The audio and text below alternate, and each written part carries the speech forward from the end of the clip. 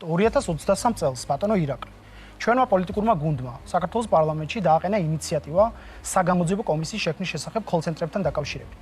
გახსოვთ მაშინ თქვენი ცინიკური დამოკიდებულება ჩვენი ინიციატივის მიმართ, მაშინ როდესაც გეუბნებოდით, რომ ქვეყანაში ტრანსნაციონალურ დანაშაულს ხელს აფარებდა მაღალი პოლიტიკური თანამდებობის პირები. მაშინ თქვენი დამოკიდებულება იყო ზერელე.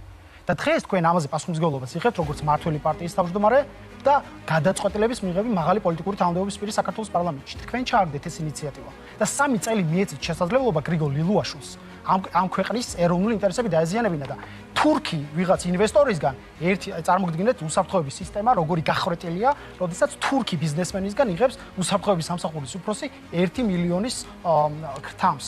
ამას რო თავი დავანებოთ. ბატონო ირაკლი, თქვენ გეუბნებოდით ასევე, რომ აწ უკვე შეერთებული შტატების მიერ FSB-სთან თანამშრომლობის ბრალდებით ბატონი ფარცხალაძე ასევე დაკავშირებული იყო კოლ-ცენტრებთან, მაგრამ თქვენ მათ შორის ხმა არ ამოგიღიათ მაშინ და პირდაპირ ფორმით მონაწილეობდით ამ პროცესში, როდესაც მას შესაძლო დანაშაულებრივი აქტივებზე წვდომა მიეცით, როდესაც რუსული ბრძანება ფაქტობრივად გამოეცით ეროვნული ბანკის მხრიდან, თუმცა თურნავას პასუხისმგებლობაზე აქ საერთოდ არ საუბრობთ.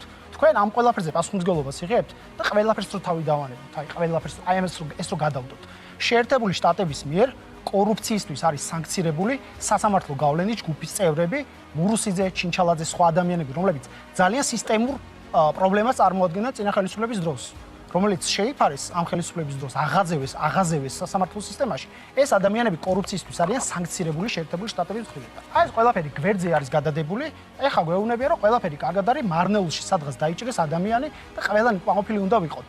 ბატონო ირაკლი, ეს არ არის კორუფციასთან ბრძოლა, თქვენც ზუსტად ამ მანკერის სისტემის ისეთივე ინსტრუმენტი ხართ, როგორც იყვნენ თქვენი წინამორბედები. ბატონი ხარიბაშვილი, ბატონი ლილუაშვილი. აი ამ ტელეკომპანიაშიც რო ვზივარ ახლა, იცით პოლიტიკური კორუფციის გამოვლინება რა არის, ბატონო რეზი? როდესაც თქვენი ტელეკომპანია წლიდან წლამდე მუშაობს ზარალით. და ფაქტობრივად მაგალითად 14 მილიონის შემოსავალი მიიღეთ 2024 წელს და 26 მილიონის ლარის მარტო ხელფასები გაეცით. და დავალიანება სახელმწიფოს წინაშე გააქვთ რამდენიმე მილიონის. და როდესაც ადამიანები 5000 ლარიანი ჯარიმის გამო იხრჩობიან, ცრემლებით იხრჩობიან, მათ შორის პირდაპირ მნიშვნელობით, რომ ვერ ახერხებენ ამის გადახდას და ყადაღების ქვეშ არიან, თქვენი ტელეკომპანია რატომღაც ფუნქციონირებას აგრძელებს.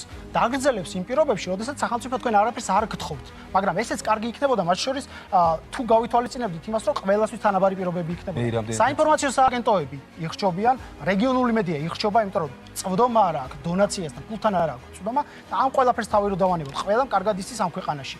საიდან ფინანსდება კონკრეტულად თქვენი ტელეკომპანია.